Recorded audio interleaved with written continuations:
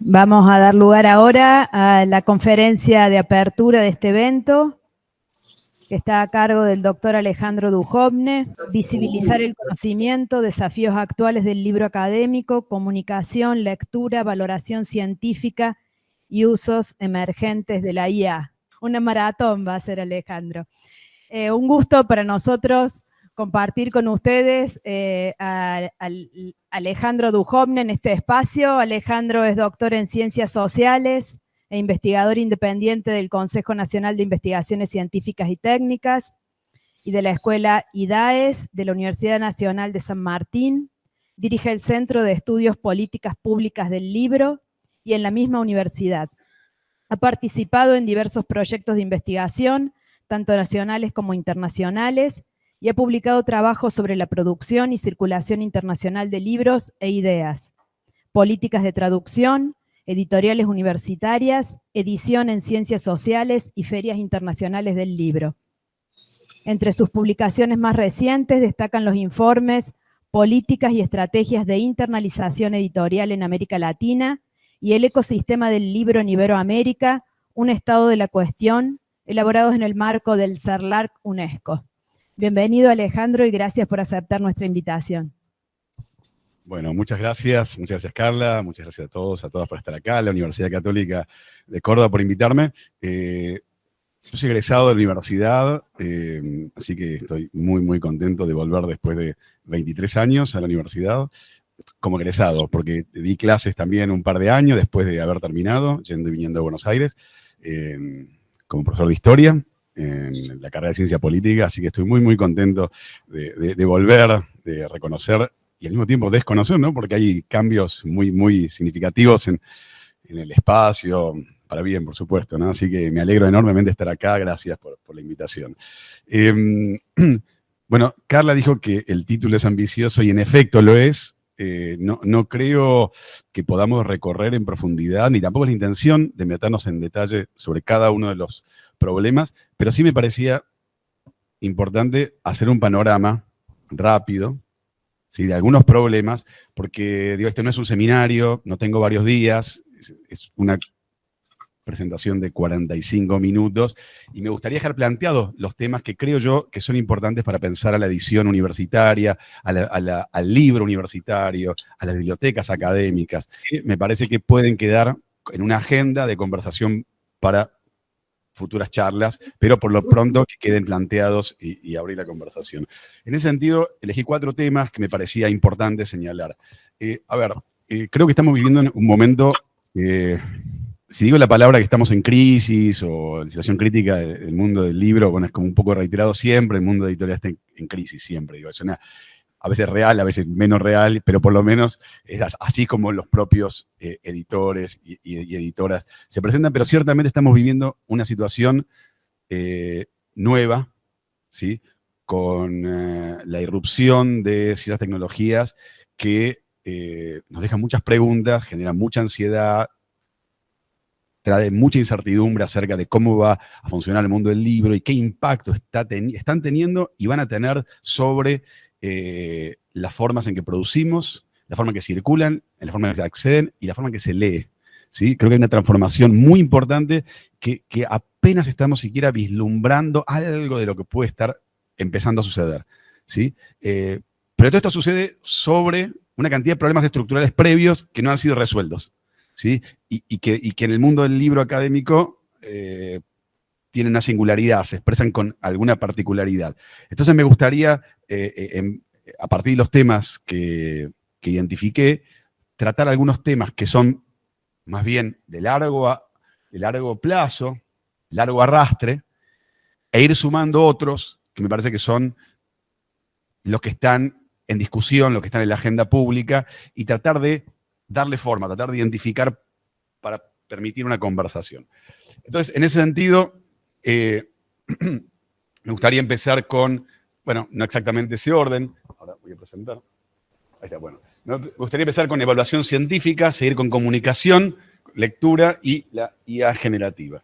El problema de evaluación científica es un problema crucial, que parece evidente, siendo que se trata de editoriales universitarias, pero ciertamente es uno de los temas tal vez menos resueltos.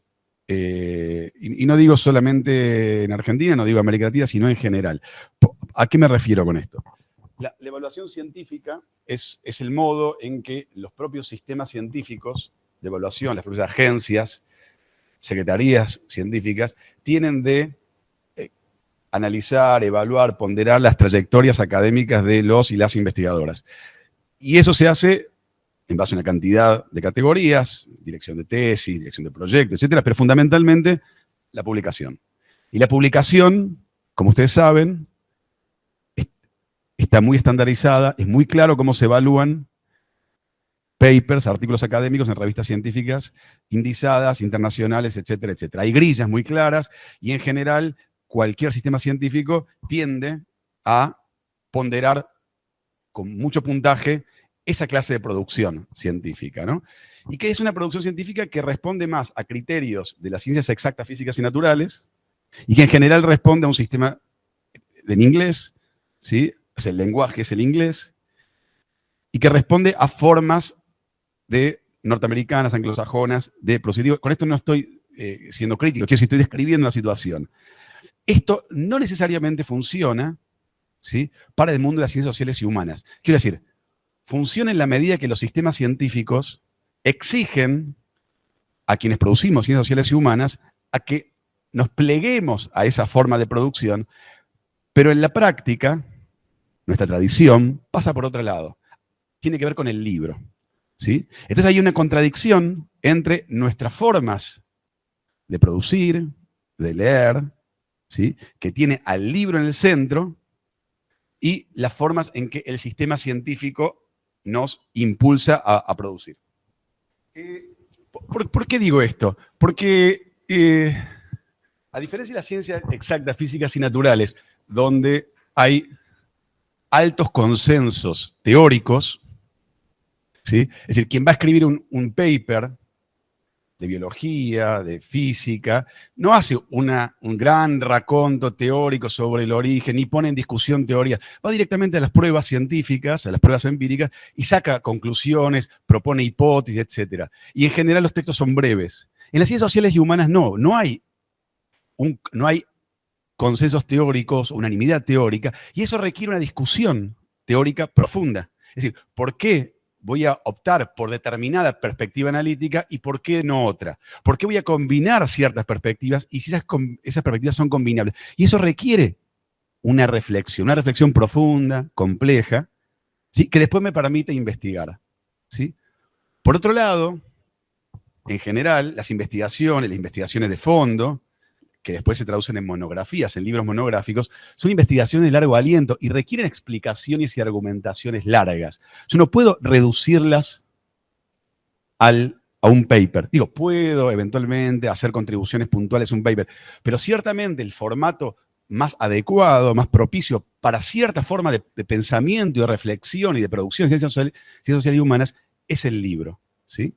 Pero sumaría otro elemento más, muy importante, que tiene que ver con el prestigio, con la reputación, con el modo en que se desarrollan las trayectorias académicas. Si uno ve, por ejemplo, los trabajos más citados de los principales investigadores e investigadoras de sus países, van a encontrar que, si uno entra, por ejemplo, a Google Scholar o entra a alguno de los sistemas de medición, va a encontrar que los trabajos más citados, aquellos trabajos por los cuales son reconocidos y reconocidas, son libros. Es decir, hay un momento de la carrera académica, de mayor consolidación de la carrera académica, donde uno ya, en cierto sentido, se siente liberado de las presiones del paper y puede publicar libros, y cuando publica libros, esos son los libros que a uno le permiten posicionarse como investigador, como investigadora. Si los libros, en ese sentido, son más importantes en el desarrollo, en la consolidación de una carrera académica. ¿Sí? Eso, es decir, eso lo pueden ver de vuelta, insisto, a través de mediciones de los sistemas científicos. Finalmente, un cuarto argumento tiene que ver con una idea que no siempre se cumple, un deseo, más bien una ilusión, relacionada con la vocación, la voluntad de intervención en el espacio público. A diferencia de un texto, digamos, de biomecánica, por decir alguna cosa, que tiene como destinatario directo a los pares, ¿sí? O aquellos con los que está discutiendo. Los libros de ciencias sociales y humanas tienen en última instancia la idea de que van a intervenir en una agenda pública, de que no solamente van a ser leídos por los pares, por los especialistas, por aquellos inmediatamente interesados en ese texto o en esa clase de problemas, sino que va a haber una discusión pública y yo voy a contribuir a una discusión en la agenda, voy a tratar de transformar los modos que se piensa algo, voy a introducir temas nuevos. Es decir, esa es la vocación, o al menos ese es el interés que tiene en última instancia todo investigador o investigadora de ciencias sociales y humanas. ¿Sí? Tratar de contribuir en la discusión pública, sea para resolver un problema o sea para tratar de generar nuevos sentidos a la forma en que entendemos los problemas que habitualmente discutimos. ¿Sí? Entonces, por estas razones, por la necesidad de argumentar, por la necesidad de desarrollar una idea de manera extensa, por la importancia de las trayectorias académicas o por el modo en que intervenimos en el espacio público, el libro sigue siendo el elemento central, ordenador de la producción científica de ciencias sociales y humanas.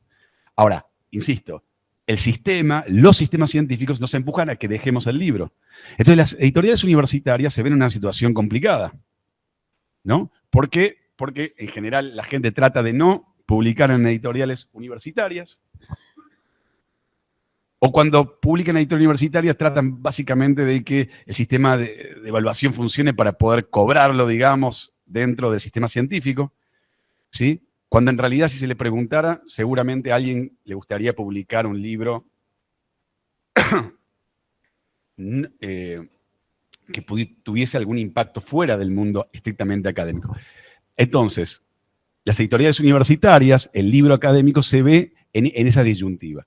Entonces es muy importante introducir esta discusión, y bueno, ahora vamos a sacar justamente un libro, y Carla está trabajando en la edición, CONICET, que es el sistema de la Agencia Argentina de Investigación, nos pidió que nosotros hiciésemos un diagnóstico y una propuesta de principios y mecanismos de evaluación científica en Argentina, del libro, ¿sí? Para que se aplique en Argentina un modo de evaluación. Y esto es importante porque es cuando establecemos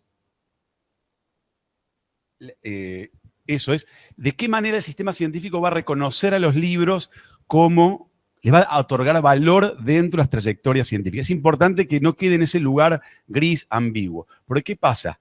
Termina cuando no hay una claridad, cuando no hay principios del sistema científico acerca de cómo se evalúan los libros, queda a merced a la pura arbitrariedad de las comisiones investigadoras. ¿Y qué sucede en esos casos? En general, el volumen de textos y de material que tienen que evaluar es enorme, ¿sí? Entonces no hay tiempo para leer los libros enteros. Entonces se busca algún criterio, alguna grilla que ayude a ordenar.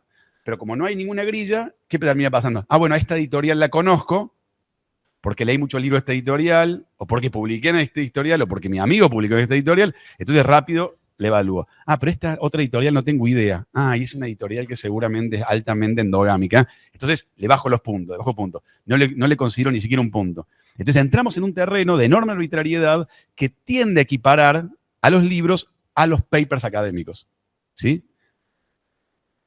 Y aparte, el mundo editorial, el mundo del libro académico, pese a que nos gustaría creer, es un mundo muy opaco para investigadores e investigadoras. Les doy un ejemplo. En las reuniones que tuvimos, en las entrevistas con investigadores e investigadoras que participan en comisiones de evaluación, un investigador de la máxima jerarquía del sistema científico argentino, cuando le preguntábamos acerca de libros, tratando de entender cómo los valoraba, decía, bueno, pero ¿para qué una editorial? Si me puedo autoeditar el libro. O sea, es alguien que tiene publicado libros en las principales editoriales argentinas. Digo, o sea, yo no pude responder muy bien porque digo, me parecía tan evidente la respuesta, y más de alguien que yo esperaba que conociese muy bien qué operaciones materiales y simbólicas hacen las editoriales sobre el texto para que el libro exista, que me sorprendió. Pero quiero decir, les doy el ejemplo por lo absurdo. Quiero decir, incluso quienes esperan que conozcan muy bien cómo funcionan, ya no digo nombres de editoriales, simplemente el valor que tienen editoriales, lo desconocen. Entonces tenemos ahí un enorme desafío al mundo editorial académico, que es cómo transparentar, cómo dar a conocer, ya no nuestros catálogos, sino cómo funcionan, el valor que tienen las editoriales. Hay un trabajo pedagógico. Hay un trabajo enormemente pedagógico que las editoriales universitarias deben hacer, gracias, hacia adentro del sistema académico, hacia adentro de sus propias universidades. Ya no se trata solamente de que porque está la oficina de publicaciones, la editorial, el sello, etcétera, per se eso funciona. No, no. En general se desconoce el rol que cumplen, ¿sí? A veces se los confunde con imprenta, ¿sí? A veces solamente se piensa que es un expendedor de libros, ¿sí? Se desconoce cuál es el rol del sello, digo, qué valor tiene el sello, cómo se construye un catálogo, la coherencia de un catálogo, cuáles son los procesos de evaluación, etcétera, etcétera. Entonces hay un proceso interno que me parece importante, que es un trabajo pedagógico. El segundo trabajo que hay que hacer, y que tiene que ver con la visibilidad. Nosotros buscamos que haya una visibilidad, que haya reconocimiento, que haya valoración del libro académico. El segundo es político. Y en este caso digo político, y tiene un sentido importante, porque acá hay una asociación regional de editoriales y bibliotecas, y que pueden hacer un trabajo en el sentido de abrir la discusión, porque no se trata solamente de resolverlo hacia dentro de nuestra propia universidad, ni siquiera dentro de nuestros propios países, porque los libros, pese a todo, circulan en la región. Entonces, si yo digo, bueno, en Argentina, ¿cómo vamos a evaluar un libro de la Universidad Javeriana? Yo tengo una grilla argentina, pero ¿qué pasa? Bueno, yo tengo que tener alguna clase de sistema de información que me permita saber por qué en la Ibero se producen de este modo, en la Javeriana de ese otro modo.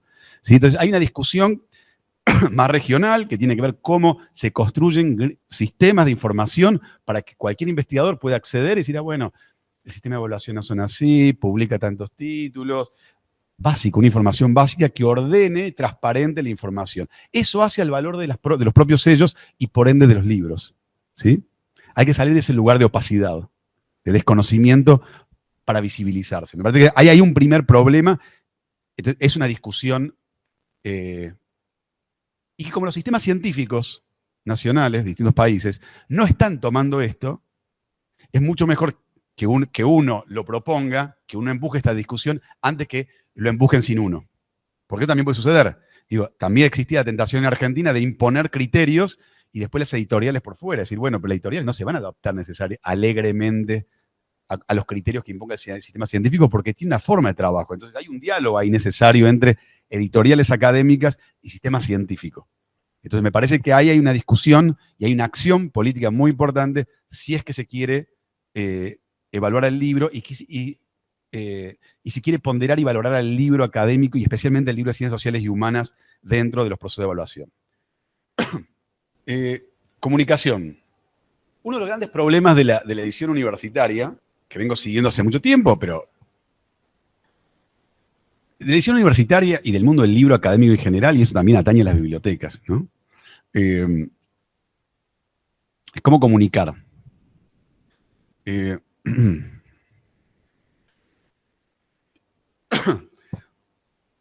Los números de títulos de novedades anuales que se publican en español son enormes. En Argentina se está alrededor de 28.000 títulos, en México más o menos, en España está alrededor de 60 y pico mil títulos, depende del año, digo, estoy dando números generales. Y dentro de esos números generales, la edición académica ocupa un lugar significativo. Hicimos un trabajo hace 3, 4 años con la gente del CSIC en España, gente de Colombia, de la Universidad de Guadalajara también, se llama Cartografía de la Edición Iberoamericana. O sea, vemos el número de editoriales académicas que hay en la región, y el número es muy grande, y el número de títulos que publican por año es muy grande. ¿Qué quiero decir con esto? Que, como decía un investigador mexicano, los demasiados libros, ¿no? Con esto no quiero decir que hay que publicar menos, quiero decir, hay muchos libros, se publican todos los meses nuevos libros, y eso significa una dificultad enorme por visibilizar lo que publicamos. Y más cuando queremos llegar a un público muy específico, porque en general la edición académica apunta a nichos, a segmentos, digo, no son libros bestsellers, ¿sí? Entonces, ¿cómo llegamos a un público que que está bombardeado de información, no solamente libros en general, está bombardeado de información y encima nosotros queremos que le llegue ciertos libros. Bueno, ahí tenemos un gran problema, porque la comunicación hace a la visibilidad de un título, pero va mucho más allá del título, hace el catálogo. Y cuando digo el catálogo, hace la editorial. En general el problema que tenemos con las editoriales universitarias es que son desconocidas. En general son desconocidas, ¿sí? Por distintas razones. Y el problema de fondo es que no hay una correspondencia entre la inversión de tiempo, energía, profesionalismo que hay atrás de decisiones universitarias con esa visibilidad y ese reconocimiento. Hay un desfasaje, hay un problema ahí. Entonces, ¿cómo acumular capital simbólico? ¿Cómo acumular marca? ¿Cómo acumular un sello? ¿Cómo visibilizar un sello? ¿Sí? Que sea respetuoso, que se corresponda con esa inversión previa. Bueno, ahí está el problema de la comunicación. Tenemos un problema serio de comunicación. Y los que estuvimos analizando acerca de la comunicación es que en muchos casos la comunicación no es parte central. Y esto también de vuelta, insisto, con las bibliotecas, ¿no? Es cómo comunicar. Tenemos que salir a comunicar de una manera mucho más activa, mucho más proactiva, mucho más estratégica, mucho más inteligente, ¿sí? En muchos casos, la comunicación es apenas el último eslabón, y es un eslabón casi por defecto, medio hasta rutinario, dentro del proceso de producción y comercialización. Las editoriales más profesionalizadas y no necesariamente grandes, no estamos hablando de grupos multinacionales, de Penguin Random House o de Planeta, estamos hablando de editoriales medianas que tienen buenas estrategias comunicacionales, piensan a la comunicación en todo el proceso. ¿Sí? Van pensando a ese libro, cómo va a surgir ese libro, cómo se va a presentar ese libro, del mismo momento que está siendo concebido. Y participan en la discusión del título del libro y participan en cómo trabajar con con qué segmento de público lo tiene que leer. Esto que parece obvio, en la realidad no pasa, ¿sí? Porque las editoriales universitarias en general no destinan recursos suficientes ni han profesionalizado sus equipos de comunicación como se debiera, ¿sí?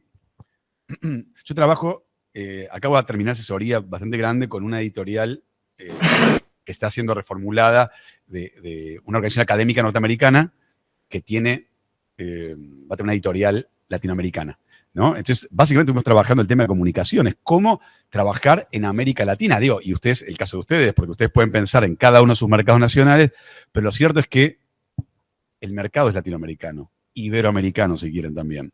Entonces, cómo trabajar en esa vastedad de público, una estrategia muy profesional. Entonces, ahí analizamos falta de continuidad y profesionalización en estrategia de comunicación, carencia de recursos económicos y humanos que impide sostener campañas o tener asesoramiento externo. Bueno, el ecosistema mediático. Acá hay un tema no menor. En los últimos años, y digo largos años ya, hay un proceso de desintermediación de las editoriales, de la prensa y de las librerías. ¿Qué quiero decir? Hasta hace 5 años, 6 años, las editoriales dependían fundamentalmente del modo que comunicaban, de cómo presentaban, de si están visibilizadas o no, por las librerías, que era el contacto más directo con el público en la calle, y por otro lado con la prensa tradicional, ¿sí? La prensa tradicional, me refiero diarios, radio, televisión, ha ido en constante declive, ¿sí? Y nosotros hacemos encuestas de la Feria de Editores, que es un evento muy grande que se hace en Buenos Aires, y preguntamos a través de qué forma se entera de la salida de un libro, existencia de un libro, y hemos visto en los últimos 7, 8 años la pérdida de irrelevancia. No es que no sea importante, porque si sale una nota en el diario La Nación en Argentina, es importante, pero no es tan importante, cada vez menos. Y sí aparecen un mosaico de una cantidad de actores que hay que saber cómo trabajarlos. Porque no es que, bueno, estoy en redes sociales. Está en redes sociales, genéricamente no sirve. Digo, es cómo trabajar redes sociales, cómo trabajar con bookfluencers, cómo trabajar con aquellas personas y actores que difunden bien los libros para que lleguen al público. Bueno, entonces, ni las librerías ni los medios tradicionales son los grandes ordenadores o prescriptores de la difusión de los libros. Se ha desintermediado. ahora son las propias editoriales las que construyen comunidad, ¿sí? Entonces, en esa encuesta de la Feria de Editores que señalaba antes, lo que vemos es que los mailings, las redes sociales de las propias editoriales son el principal canal de comunicación. Aquellas que las tienen de manera profesional, digo, de vuelta, editoriales con las que yo trabajo. Siglo XXI, Fondo de Cultura Económica, tiene un sistema de comunicación muy aceitado, ¿sí? Que les permite a ayer me llegó el mail de las novedades de mayo de Fondo del Siglo XXI, seguramente también lo hacen, pero digo, llega a varios cientos de miles de personas con una red, con una estrategia muy armada. Entonces, si queremos que el libro llegue, primero tiene que llegar la comunicación. Y si queremos que el libro sea valorado, primero tiene que ser valorado el catálogo y por ende la editorial. Y acá un elemento más para cerrar. Hace unos años hicimos un trabajo donde analizamos la bibliografía de seminarios de posgrado. Un montón de seminarios de posgrado de Ciencias Sociales y Humanas. En Argentina vimos qué bibliografía se solicitaba, ¿sí? Esto a nivel de doctorado. Entonces, lo primero que vimos es que los libros son más que los papers. 79% eran libros, partes de libros, capítulos de libros, libros enteros. Es el primer dato importante. Pero el segundo dato importante es que, de vuelta, Siglo XXI y Fondo de Cultura Económica eran las editoriales más citadas. ¿Sus libros son mejores que otros? No necesariamente. ¿Tienen necesariamente mejores autores que otros? Tienen autores importantes, pero no necesariamente, ¿sí?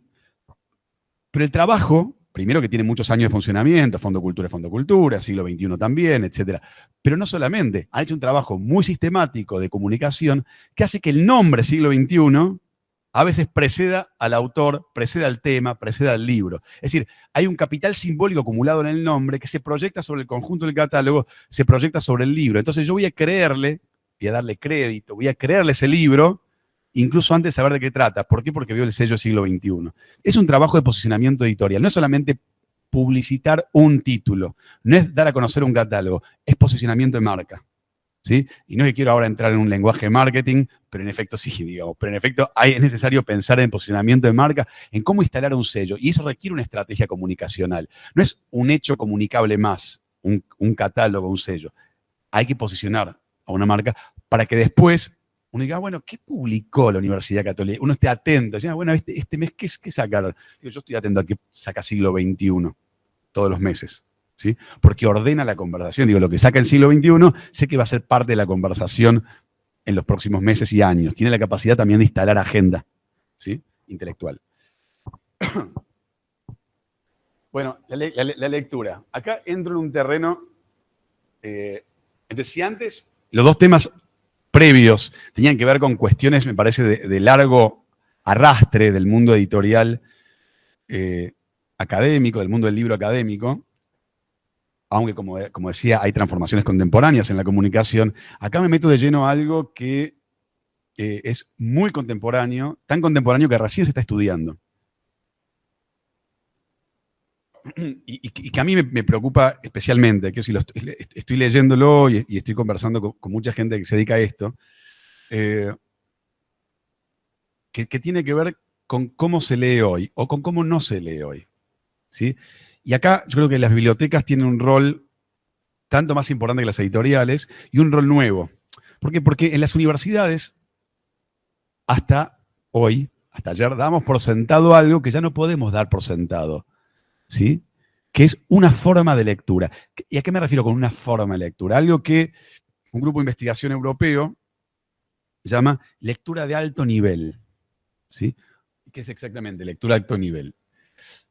Y que hace 2 años la Asociación Internacional de Editores y distintas organizaciones del mundo del libro se reunieron y plasmaron lo que se llama el Manifiesto Ljubljana. Recomiendo buscarlo, es un manifiesto breve que se basa en un artículo académico de una serie de investigadores, que lo que marcan que estamos en un momento de quiebre, en los modos de lectura. La lectura de alto nivel es un modo de lectura como decía antes, que era un presupuesto en el mundo universitario, que es que cuando uno leía,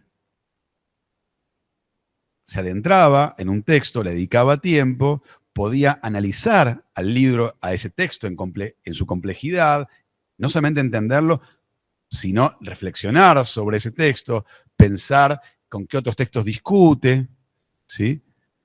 Hacer un ejercicio crítico en el sentido analítico, en el sentido de comprensión profundo del texto. Bueno, eso se está perdiendo un modo de lectura, y muy rápido, ¿sí? Ayer salieron los resultados, hoy, leí la noticia hoy, de unas pruebas que se hicieron en Argentina a fines del año pasado, en tercer grado, en 90 y pico mil alumnos. Y los datos son muy preocupantes. ¿Sí? Los datos son muy, muy preocupantes acerca, y yo creo que esto se puede extender a América Latina, y no solo a América Latina por lo que estoy viendo. Es decir, hay países con grandes tradiciones de lectura que también están teniendo problemas en la primera infancia y a nivel primario. ¿Y a qué me refiero esto? Hay estudios, ahora que ya pasó cierto tiempo, desde que estamos usando a los teléfonos inteligentes, a las pantallas inteligentes, a la computadora, etcétera, empezamos a ver efectos neurológicos, ¿sí?, de largo plazo en el modo en que son expuestos los niños en la primera infancia, pero también en la adolescencia, a las pantallas, ¿sí? Ahora empezamos a tener una discusión. Recién ahora estamos teniendo una discusión después de 15 años, de 20 años de exposición, ¿sí? O por lo menos 15. ¿Sí? Y eso es importante, no teníamos un discurso acerca de cómo tratar eso. ¿Y qué me refiero con eso? Que se ha estudiado, que como ustedes saben, en la neurobiología muestra que el cerebro es plástico, es decir, plástico en el sentido que tiene plasticidad y se va adaptando a nuestra educación, que aquellos chicos que han sido, chicos y chicas que han sido expuestos al libro físico, papel, y a una forma de vínculo con ese libro papel, de muy chiquitos, ¿sí?, después tienen mejores competencias cognitivas, por supuesto, en lengua y literatura, pero también en matemática, en física, en cuestiones que no tienen inmediatamente que ver con el lenguaje escrito. ¿Por qué? Porque hay capacidad de abstracción, hay capacidad de sostener en el tiempo una mirada, es decir, capacidad de no aburrirse, capacidad de hilar, ¿sí?, de imaginar. Muy distinto a aquellos chicos y chicas que han sido directamente expuestos de manera muy temprana al celular. ¿Sí? ¿Por qué? Porque voy a decir cosas obvias, pero a nivel neuronal, después terminan teniendo efectos que son muy difíciles de revertir, ¿sí? Que es una ansiedad, una lectura superficial, una incapacidad para concentrarse muy notable, muy notoria, ¿no? Entonces, ahí tenemos un primer nivel de alarma. Ahora, llegada a la universidad, lo que encontramos es que mucho de esto, incluso aquellos chicos que no han sido educados de ese modo, pero que sí atravesaron la adolescencia con redes sociales, con internet, etcétera, etcétera, les cuesta mucho leer. Les cuesta mucho vincularse con el libro. Es decir, el uso de libros que hay, y estamos viendo en la secundaria, pero también en la universidad, es un uso muy instrumental. Voy al libro a buscar algo que necesito. Es un uso estratégico. Voy a buscar al libro algo puntual y me voy del libro. ¿Sí? Hay una pérdida del libro como forma de entretenimiento, que es importantísimo porque es una forma de una práctica lectora.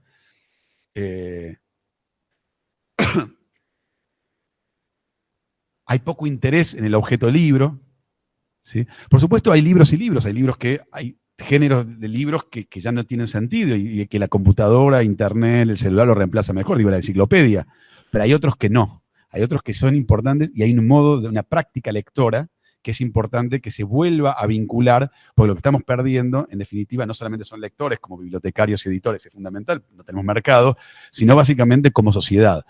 Como sociedad, primero en términos individuales, se ha demostrado que tienes mayor, primero, una cuestión de salud psíquica, quienes leen más, tienen mayor salud psíquica, mayor estabilidad emocional, etcétera, etcétera, porque salen del nivel de ansiedad que les trae los celulares, pero también tienen mayor capacidad de inserción y de ascenso socioeconómico quienes tienen mayor exposición al libro. Incluso, digo, en sectores más menos beneficiados, si han sido expuestos al libro, desde niños, tienen mayores capacidades de inserción social, pero también en términos sociales y económicos, como conjunto, también es importante, sociedades con mayores índices de lectura y de este tipo de lectura de alto nivel, tienen mayores capacidades de desarrollo económico y, por supuesto, no voy a hablar ahora porque, bueno, es el tema, cómo eso afecta a la política, cómo eso afecta a un modo de entender la democracia, cómo eso afecta a un modo de entender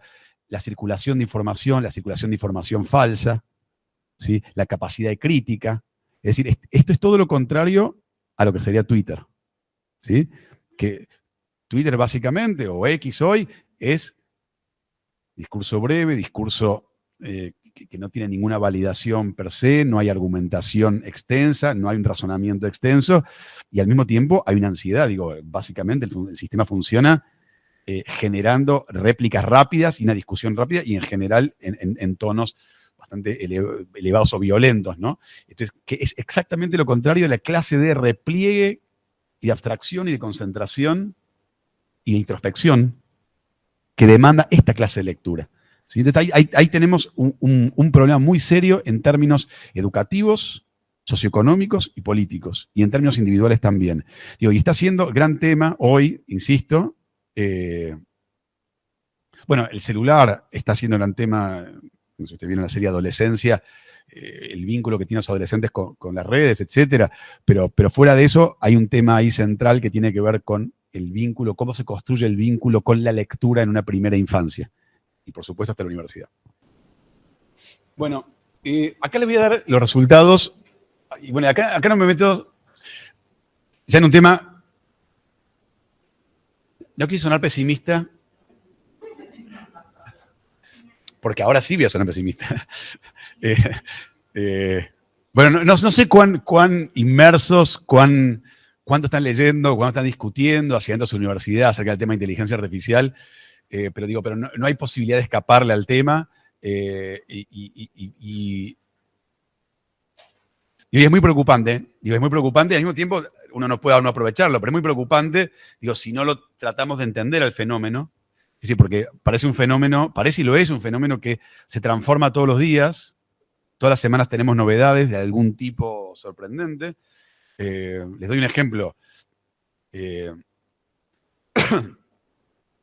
Gemini, que es la inteligencia artificial de Google, lanzó una aplicación dentro de Gemini que es Gemini Notebook.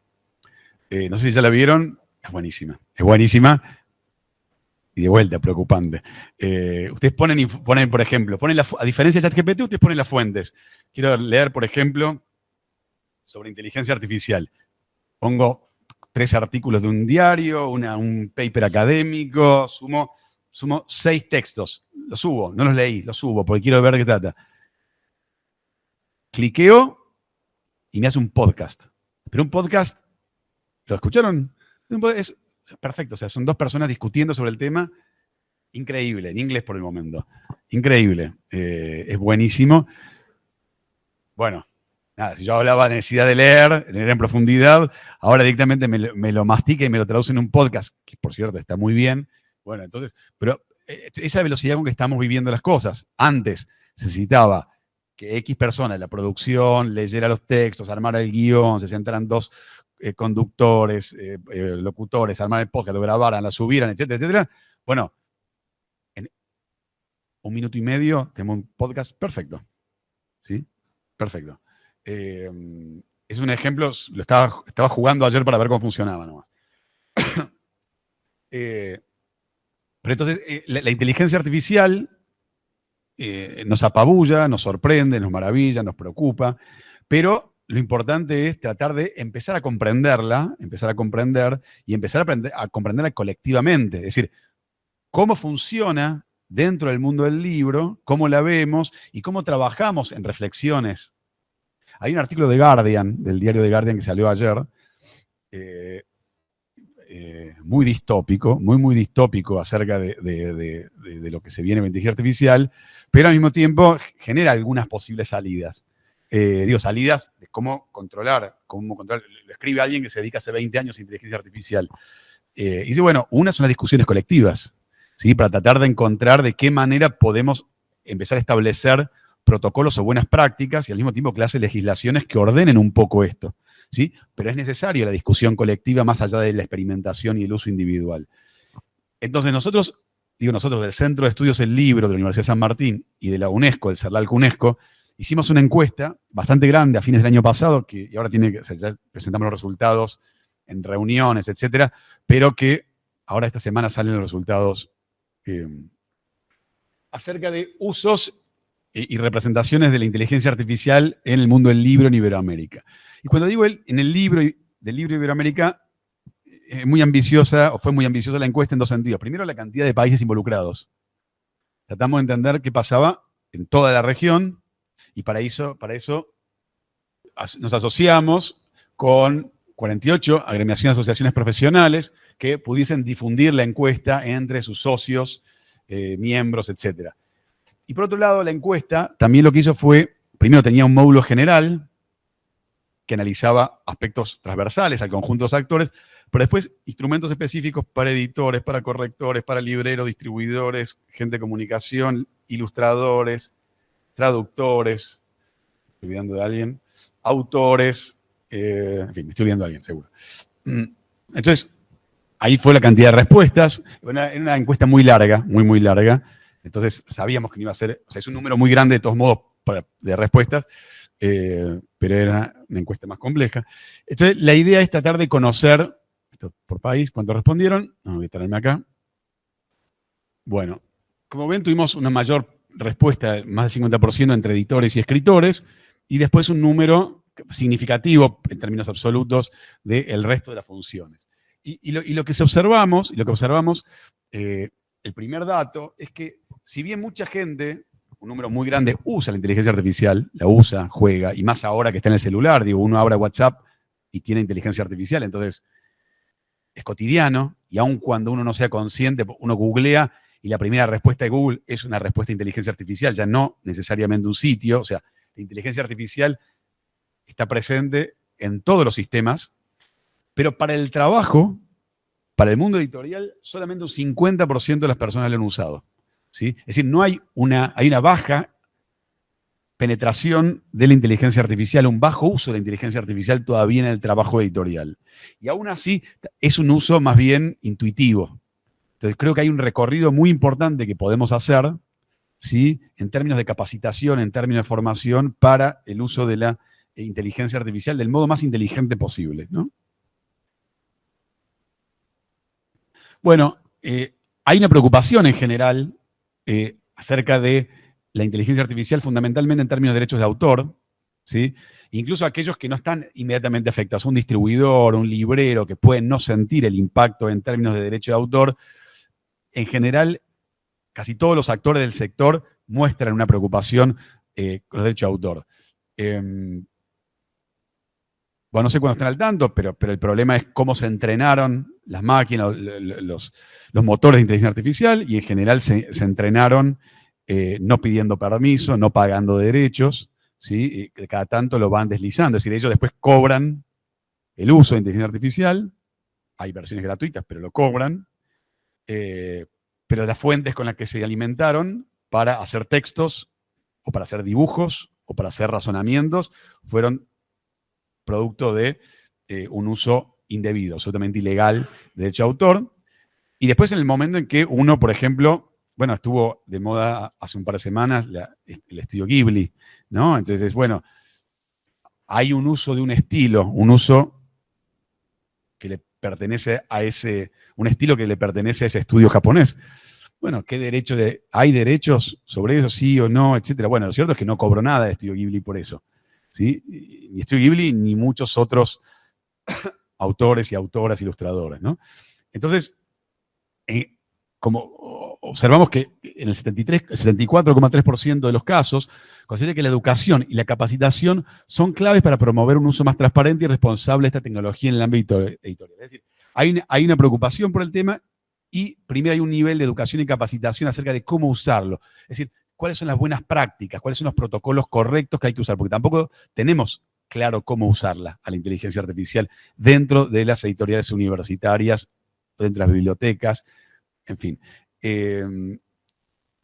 Por ejemplo, la Sociedad de Autores Norteamericanos, que reúne a varias decenas de miles de autores, guionistas, creó un sellito que es hecho por humanos, ¿no? Que sería como una especie de buena práctica, es decir, una certificación. Acá no intervino la inteligencia artificial. Este libro fue un 100% hecho por autor humano. Eso para que el lector tenga alguna clase de garantía, ¿no? ¿Estamos bien o no? Tenga alguna clase de garantía de cómo se produjo el libro, ¿sí? Siendo que hoy muchas editoriales están usando inteligencia artificial en distintas etapas sin decirlo. Ahora, ¿tienen que decirlo o no tienen que decirlo? También es una discusión. Digo, también tiene que ver con buenas prácticas, con cómo se transparenta el uso de inteligencia artificial, ¿sí?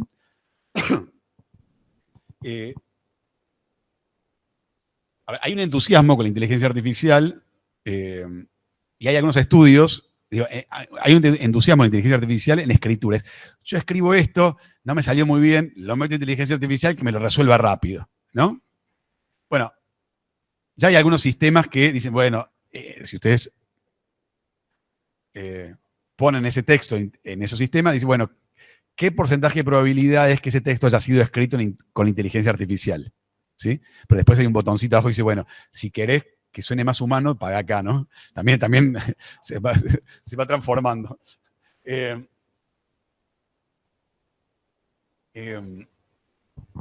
hay un estudio que hay que ver si sigue funcionando hoy, pero creo que tiene cierta vigencia, que se hizo en Estados Unidos, que se le pidió a 30 escritores y escritoras de distinta trayectoria, de distinto nivel, que escribieran textos breves, una narración, un cuento, y se lo dieron a leer a una cantidad de lectores, ¿no? Después, a todos esos cuentos se los pasó por inteligencia artificial, ¿sí? El primer resultado, después se dio, por supuesto, a leer de vuelta a esos lectores, el primer resultado fue que la inteligencia artificial, en aquellos autores buenos que tienen recorrido, prácticamente no modificaba la calidad del texto. Pero en aquellos autores con menos recorrido, había una mejora en el argumento general, en el desarrollo de los personajes, en la calidad de la escritura, ¿no? En general. O sea, había una mejora. La inteligencia artificial te permitía dar un salto cuando no tenías o sea, no tenías gran experiencia. Ahora, la segunda conclusión es la más importante, que al leer todos los textos juntos, ya no individualmente, mostró que la inteligencia artificial tendía a homogeneizarlos, ¿sí? Tendía a uniformizar los textos y a hacer perder la singularidad, la creatividad, la voz propia de esos actores. Es decir, las inteligencias artificiales hasta hoy, insisto, hasta hoy, tienen sesgos, ¿sí?, propios del modo en que se las entrenaron y de las propias elecciones que hacen a partir de los parámetros que tienen, ¿no? Y eso es un problema porque tiende a hacer perder la diversidad en las voces, y eso después se expresa en los textos. Entonces digo, el entusiasmo en usar la inteligencia artificial para escribir tiene sus riesgos. Empezamos a hacer textos más bien homogéneos, grises, uniformes. Hay que tener mucho cuidado. Es decir, yo, por ejemplo, que me formé leyendo a Pierre Bourdieu, que es un sociólogo francés que se caracteriza por no ser especialmente amable con la escritura, muy por el contrario, tiendo, por leer a Bourdieu, a escribir parrafadas larguísimas, un montón de subordinadas, que a veces yo me aburro de leerme, y después meto inteligencia artificial y tengo una escritura sin comas. Frases breves, mucho punto seguido, mucho más claro de lo que yo podría. Al mismo tiempo no soy yo. Hay algo de la complejidad del pensamiento, de ir jugando con ambigüedades o ir tratando de encontrar sutilezas en el pensamiento, que es propio de una forma de escritura, se pierde en un lenguaje más llano. La inteligencia artificial me corrige y yo le pruebo. Corregirme, quiero un registro académico, le pongo todo el prompt como tiene que ser y me la empuja a una clase de textos que es más claro y al mismo tiempo más pobre. O por lo menos yo no me reconozco ahí, o por lo menos hay algo de sutileza en las ideas que no está ahí, ¿sí? Entonces, insisto en que la inteligencia artificial es una gran herramienta, pero empezamos a ver algunos problemas que en el entusiasmo se pierden de vista. Tal vez los resultados más relevantes de nuestra encuesta a nivel iberoamericano fue una oposición nítida entre lo que podemos llamar un polo creativo y un polo de producción, administrativo, de comercialización. ¿A qué me refiero? Por un lado, tenemos ilustradores, traductores y en menor medida autores, escritores, y escritoras, porque digo autor, ilustrador, autor, traductor y autor, escritor. Y por otro lado tenemos libreros, distribuidores, editores, correctores de mes, etc. Mientras que los segundos, este polo más administrativo de producción, de comercialización, reciben la inteligencia artificial con los brazos abiertos, entusiasmados, no les parece problemático, al contrario, están dispuestos a capacitarse y usarlo, porque ven un uso muy funcional, muy pragmático. Es decir, quiero responder un mail rápido, quiero traducir esto, lo pongo en inteligencia artificial, traduzco, quiero hacer una base Excel que me ordene en categorías. Bueno, voy haciéndolo, digamos, a través del sistema, lo resuelve rápido. Ahora, el polo creativo está viendo, no en un futuro de mediano o largo plazo, está viendo hoy cómo se ha devaluado su trabajo. Traductores y traductoras han visto disminuir la demanda de trabajo enormemente. Desde ya de, por supuesto, unas instrucciones de una licuadora, desde eso tan simple como eso, hasta alguna clase de literatura, ya directamente se traduce con inteligencia artificial y al traductor se lo da para que lo revise, para que revise. Entonces, hay menos trabajo, el tipo de trabajo cambió y la paga cambió. O sea, traductor y traductora son quienes primero son lo que se suele llamar poblaciones expuestas, poblaciones sociológicamente expuestas, ¿no? Están más expuestos a eso. Y ilustrador está pasando algo muy similar.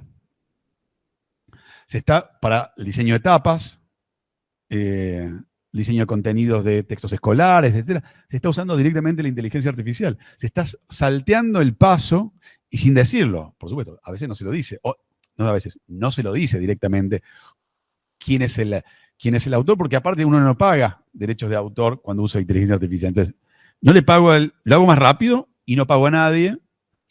Entonces, hay una devaluación muy importante del trabajo de ilustradores y de traductores, muy importante. ¿Sí? En el caso de escritores y escritoras, esto se ve menos. No es que no haya muchísimos libros, creo que Amazon permitió, creo que hay un límite de 3 o 4 libros por día que uno puede subir a Amazon. O sea, hecho con inteligencia artificial. Amazon está inundado de millones y millones de libros hechos en el día de inteligencia artificial. Con la ilusión de que alguno va a vender, ¿no? Bueno, pero está plagado de eso. Pero lo cierto es que, a diferencia de ilustradores y a diferencia de traductores y traductoras, el nombre propio del autor sigue teniendo peso. Es decir, no da lo mismo publicar un libro de literatura sin autor.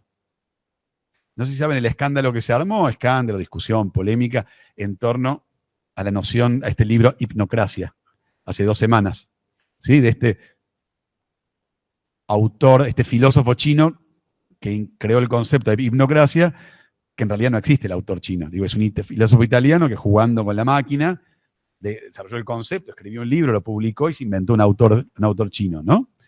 Entonces, generó una polémica. O sea, ¿el concepto de hipnocracia no vale? No, probablemente valga. Pero el problema es que estamos esperando que alguien lo diga. Es decir, esperamos que haya una persona atrás del concepto de hipnocracia. No nos da lo mismo. Estamos buscando el nombre propio entre los autores y autoras. O sea, no es reemplazable. En el caso de los traductores y traductores, bueno, no siempre figuran. En el caso de los ilustradores, no siempre figuran. Entonces, son más fáciles en principio, son más fácilmente reemplazables. Y aparte, en general, los autores no viven del mundo del libro, salvo contadas excepciones. Entonces, tampoco es que les afecte económicamente. Entonces, autores y autoras, escritores, digo, están preocupados, pero ilustradores y traductores están viendo el impacto de manera más directa e inmediata. Bueno, es lo que mencionaba antes, que la principal preocupación es la infracción al derecho de autor.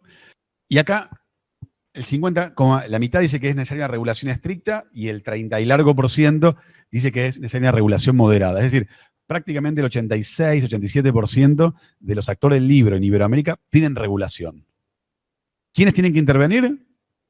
Las asociaciones, cuando le preguntamos quiénes deberían intervenir en esa discusión, los estados, las asociaciones gremiales, las asociaciones profesionales, etcétera, etcétera, etcétera. Es decir, hay una demanda de que esto se ordene de algún modo. También se habla de buenas prácticas, de protocolos de funcionamiento, etcétera, etcétera. Pero fundamentalmente la legislación es clave. Y es una discusión que se viene, y acá, que es un espacio colectivo, me parece que sería importante tener la voz de las editoriales y las bibliotecas que componen esta asociación, ¿sí? Por una cuestión regional. Es decir, y también es una cuestión que tienen que resolverlo no solamente en Argentina, en México, en Chile, en Uruguay. Es regional, porque si en Argentina me controlan, cosa que dudo que suceda en lo inmediato, porque no hay una discusión pública hoy acerca de la regulación, pero en otro país está liberado, bueno, voy y publico ahí. O sea, empezamos a hacer una competencia desleal entre países, a ver quién me habilita alguna clase de libertad en el uso de la inteligencia artificial, entonces saco el ISBN en otro país y se acabó el tema, ¿no?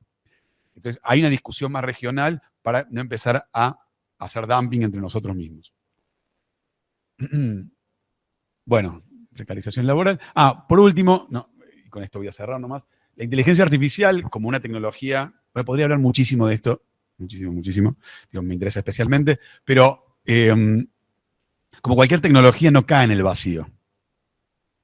La tecnología irrumpe y es usada en función de las lógicas, prácticas, forma de pensar de cada universo social, económico. Esto pasa en el ámbito que ustedes quieran, no solamente en un ámbito cultural como el mundo del libro, ¿sí? Ahora, en el mundo del libro, lo que sucede es que los modos de utilización, de apropiación de inteligencia artificial, también varían en función de cómo se configura. Las grandes editoriales, las grandes multinacionales, ya están haciendo un uso, están capacitándose, están haciendo un uso inteligente para tener métricas, para intervenir en la comunicación, para diseñar los modos de distribución, para saber cuándo conviene reimprimir, qué tirada hacer, etc. O sea, están usando la inteligencia artificial en todo el proceso. Cuando las pequeñas y medianas editoriales todavía ni siquiera, como mostraba antes, todavía no están siquiera usándola ni experimentando con inteligencia artificial. ¿Tienen que hacerlo? Bueno, pueden no hacerlo, digo, hay una decisión de no incorporar inteligencia artificial. Pero si están dispuestos a hacerlos, tienen que invertir tiempo, energía y recursos. Y en general las pequeñas y medianas editoriales no tienen ni tiempo, ni energía, ni recursos. Entonces, las organizaciones sectoriales, las cámaras del libro, las asociaciones profesionales, los estados, tienen que proveer esos espacios, esos tiempos y esos recursos precisamente para equilibrar, para balancear la cancha y que no solamente, digo, que la inteligencia artificial vuelva a permitir que los grupos concentrados sigan concentrando información. Un ejemplo, y con esto cierro. Audiolibros, ¿no? Que digo que es tal vez uno de los segmentos más dinámicos del mundo del libro hoy. Conversando con el gerente de unos grupos multinacionales de editoriales en América Latina, ellos instalaron Cavi durante, por lo menos los últimos 6 años, vienen invirtiendo y capacitándose en audiolibros. Vino gente de España, se capacitaron, etc. Armaron cabinas, contrataron locutores. Tienen, ¿cómo se llama? No son proofreaders, son, bueno, quienes escuchan los libros y ven si la entonación es correcta. Una enorme inversión en audiolibros. Me dice, nosotros estamos esperando las órdenes que vengan del centro para ver en qué momento apretamos un botón y el libro, una vez que llega, ese mismo libro lo tenemos en 1 minuto después, ya transformado en audiolibro. Otro minuto después, lo tenemos traducido a 20 idiomas. Es decir, una vez que llegue el libro, lo tenemos publicado en todas nuestras sedes, en todo el mundo, en todos los idiomas, y al mismo tiempo con la tapa adecuada a las prácticas de consumo de ese país, y al mismo tiempo, y nos ahorramos muchísimo, nos ahorramos locutores, nos ahorramos no sé qué, nos ahorramos tiempo, etcétera, etcétera, etcétera. Eso están esperando que nos den la orden. Es para mostrarles un ejemplo claro de los usos que puede tener la inteligencia artificial, problemáticos, por cierto, que generan mucha ansiedad, mucha incertidumbre, legítimas, por parte de grandes grupos editoriales que tienen la capacidad de adopción, de apropiación de estas inteligencias, de estas herramientas frente a otros grupos o pequeños sellos o medianos sellos que no tienen esa capacidad. Bueno, espero no haber sido exageradamente pesimista con todo esto. Bueno, muchas gracias.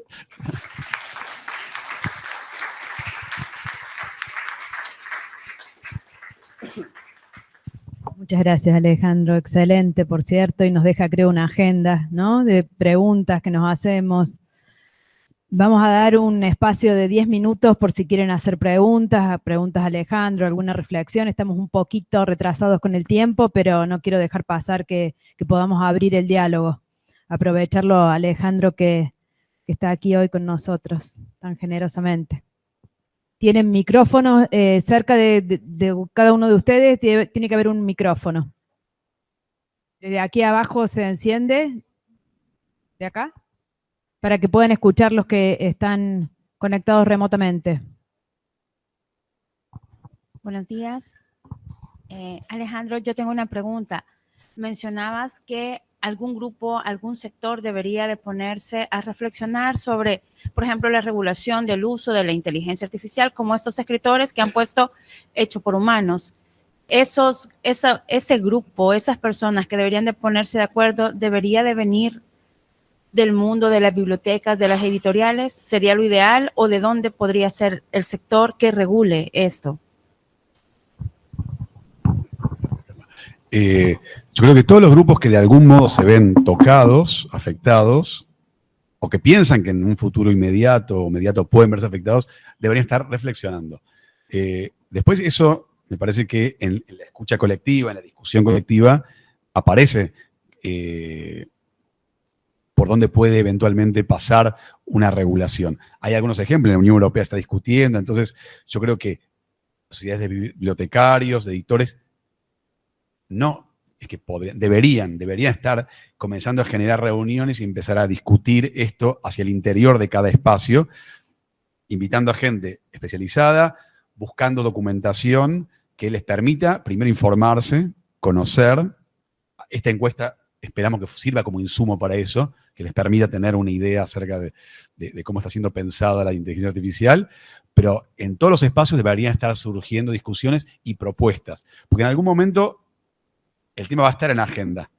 Y si no se tienen opiniones y opiniones informadas, se van a tomar las decisiones por encima de nosotros, que no necesariamente van a ser respetuosas de las necesidades de las bibliotecas o de las necesidades de las editoriales. Es decir, si se empieza a discutir acerca de derecho de autor, ilustradores, traductores, autores no participan y no se va a tener en cuenta lo que ellos tengan para decir. Digo, nadie defiende más a uno que uno mismo, ¿no? Entonces yo creo que todo sector debería estar empezando a calentar motores, que si no es que inmediatamente mañana salir con una propuesta de legislación.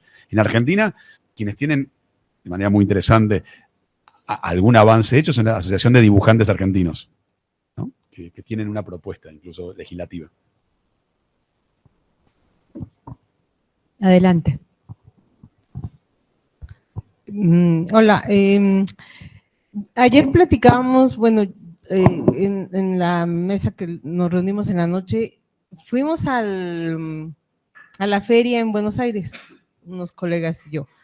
Y yo dije, el libro está lejos de desaparecer. Por supuesto que muy plano, muy básico mi pensamiento, porque no me había puesto a pensar en cómo en efecto ocurre el trabajo de las editoriales sobre el uso de la inteligencia artificial y luego también, ya ni digamos de las encuadernaciones, ¿no? Que son desechables básicamente, pero la feria estaba abarrotada, muchos padres que siguen comprando a los pequeños sus libritos y los niños se entusiasman también. Y yo he pensado que será, bueno, es una pregunta, no la lectura siempre ha tenido la lectura como actividad de disfrute e intelectual. No siempre ha tenido ese riesgo y ese mal momento, entre comillas, ¿no? Porque todas las estadísticas nacionales siempre nos dicen que el índice pues no es muy alto, están las pruebas estas internacionales de pensamiento crítico y comprensión lectora, y siempre estamos así como que entre azul y buenas noches, decía mi papá, ¿no? Como que no termina, pero ni ahorita, ni antes, ni hace 30 años, no terminaba de cuajar el tema lector. Entonces yo pregunto, ¿no es como que siempre ha estado en ese estado, así como que la lectura no es algo que, no es una costumbre que pueda, ¿no? Que pueda extenderse a una gran capa de la población, sino es incluso me acuerdo que hace unos años se discutía esto de que qué es lo que hace que una persona sea lectora y no, o sea, no hay una razón realmente estructurada para decir qué es lo que es, que los padres, que la escuela, que el quién sabe qué, y luego sale la prueba de Murphy, ¿no? Y el chico tiene todo menos, pero no alcanza a formarse como lector. No es que siempre la lectura ha tenido este estado y que, claro, hay que seguir empujando editoriales, bibliotecas, pero también pienso, no lo sé, estoy aquí nada más pensando en voz alta, también el modelo educativo que hacen los profes, que hace el docente, para que se potencialice, por ejemplo, ¿no? La lectura académica que decías y cómo surge. Pero básicamente yo diría, la cuestión lectora no siempre ha estado en este pantano de cosas y claro, ahora con la inteligencia artificial, pues sí, se complica un poco, o sea, es otra vueltita a la tuerca, pero tampoco estábamos muy bien antes de eso, ¿no? Yo digo.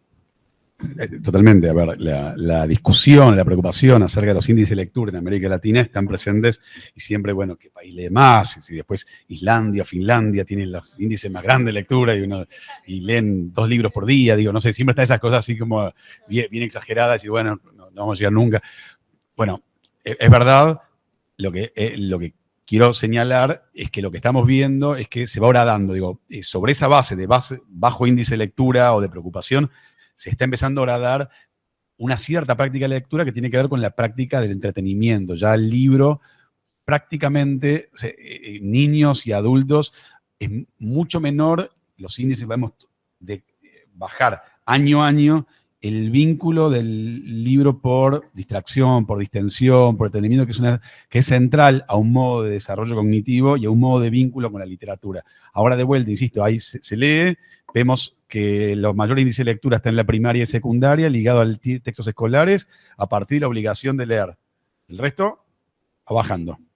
Es decir, sobre esa base vemos una... ¿Pero por qué? Bueno, por lo que decía antes, no tanto por inteligencia artificial, que esto es relativamente nuevo, pero sí por el uso de pantalla. Es decir, bueno, voy a algo que está siendo más que discutido, la economía de la atención. Es decir, el libro compite con monstruos, cuando digo monstruos, empresas tecnológicas que están pensando con mucha gente y muchos recursos cómo hacer para que estemos más tiempo dedicados a la pantalla, a pasar con el dedito Instagram, a lo que fuera, porque genera alguna clase de estimulación rápida, que calma la ansiedad un segundo y la vuelve a generar después, etcétera, etcétera. Bueno, estamos enfrentando eso. El libro no tiene sus abogados, quiero decir, en el sentido que aboguen por el libro. El libro es una tecnología tradicional que requiere una temporalidad, un espacio distinto. Entonces, lo que estamos viendo es que hay una erosión en las prácticas y en el vínculo con el libro que va de fondo, va por atrás de todo lo que estás mencionando, que es preocupante en general, y no hay que tomar la Feria del Libro, digamos, de Buenos Aires, por una singularidad que tiene, etcétera, como, como termómetro, para nada, quiero decir, está buenísimo, yo la festejo, yo participo, soy parte de la feria, etcétera, pero no es un indicador acerca del estado de salud del libro, ni mucho menos, ¿no? De vuelta, vamos al país nórdico, recién hablabas Islandia y Finlandia. Suecia, mayo del 23, decidió que era el país que más había desplegado herramientas digitales en todo el proceso educativo, decidió volver para atrás. Mayo 23, sacamos todo.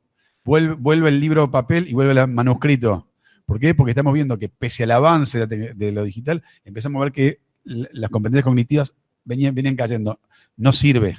¿Sí? No es que la idea de alfabetización digital, no. Es decir, si la preocupación es el modo en que se desarrolla la capacidad de comprensión, bueno, no está sirviendo, ¿no?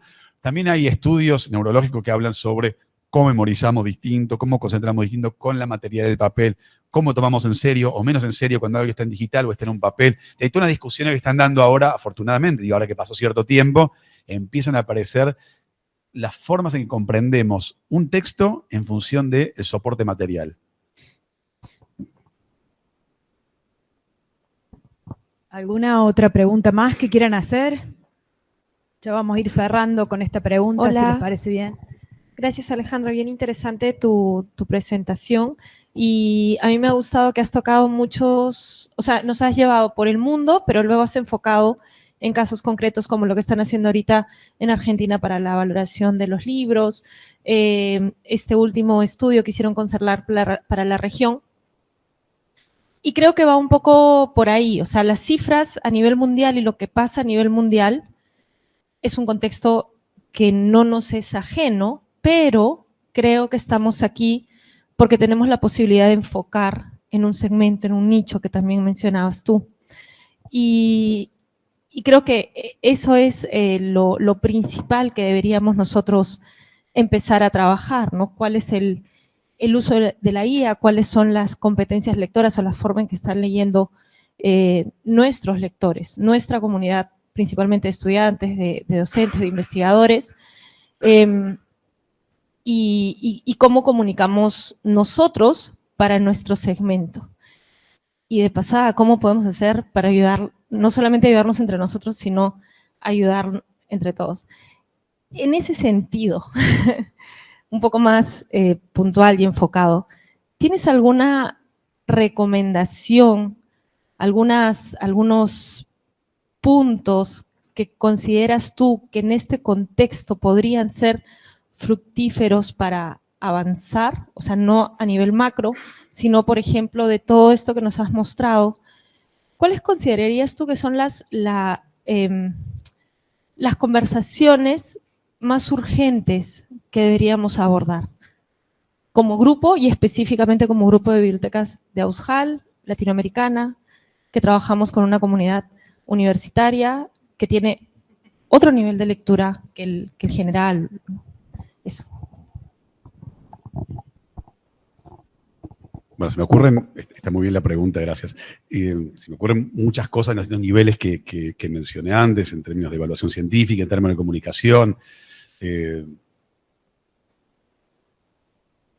Voy a concentrarme en una, porque si no sería largo. Si quieren, después en otro momento conversamos el resto. Yo creo que las bibliotecas puntualmente van a verse obligadas a una suerte de ampliación de ampliación de su misión, de sus objetivos, y que va a tener que ver con cómo fortalecen la cultura del libro, ¿sí? Cómo amplían la experiencia lectora. Ya no es solamente poder ofrecer y poner a disposición libros a estudiantes, sino empezar a plantear estrategias para fortalecer la cultura del libro a través de experiencias concretas, de espacios de lectura, de clubes de lectura, de círculo de lectura, algo que digo, distintas, vuelta, podemos conversar después en detalle, pero acciones muy concretas y estudios también. Yo creo que las bibliotecas van a tener que generar estudios hacia adentro de las universidades acerca de prácticas de lectura. ¿Cuánto se leen? Si esas familias, esos chicos chicas que vienen de esas familias, y esas familias, ¿hay libros? ¿No hay libros? Si ellos iban a la biblioteca, si compran libros, ¿cuánto tiempo le dedican a la lectura? ¿Qué clase de lectura hacen? Conocer también, porque de vuelta creo que estamos transitando una transformación en las formas de lectura, primero que desconocemos, entonces primero hay que conocer. Y segundo, me parece que las bibliotecas pueden generar espacios, así como a las librerías cada vez se les pide algo distinto, es decir, porque las librerías no sean Amazon, no sean Mercado Libre, no sean meras expendedoras de libros, las librerías tienen que tener un valor agregado, ser espacios de dinamización cultural, con agendas de programas de cultura, etcétera. Las bibliotecas tienen que tener un valor agregado, un valor añadido, que hagan de la experiencia del libro, la experiencia lectora, algo distinto, donde haya encuentros, donde haya gente que piense el libro, que valore el libro, que vuelva a jerarquizar el lugar social del libro, ¿sí? Yo creo que tienen un rol central en, no digo con una defensa, un repliegue defensivo conservador del libro, no, al contrario, tratar de pensar el libro en diálogo con la tecnología, en diálogo con otra forma, pero que genere que el libro sea una práctica habitual y como algo deseable y no como algo distante.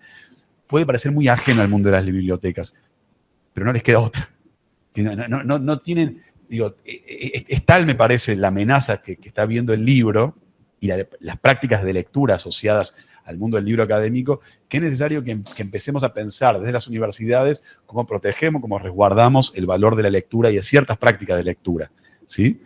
De vuelta, valorizando la cultura del libro, no como un libro, como un objeto, como un bien material aislado, discreto, discontinuo, digamos, sino cómo se inserta en tramas sociales, cómo vivimos el libro, cómo hacemos discutir el libro y cómo el libro es significativo para un universo, para una comunidad, en este caso la universitaria, ¿no? Gracias, Alejandro. Si les parece bien, los invito a que aquí lo podamos despedir en este espacio de la conferencia, Alejandro. Abajo nos espera un café para que podamos compartir. Alejandro lo vamos a invitar a que se quede, o sea que ahí vamos a poder seguir dialogando si quieren con él. Gracias, Alejandro. Un gusto, un placer.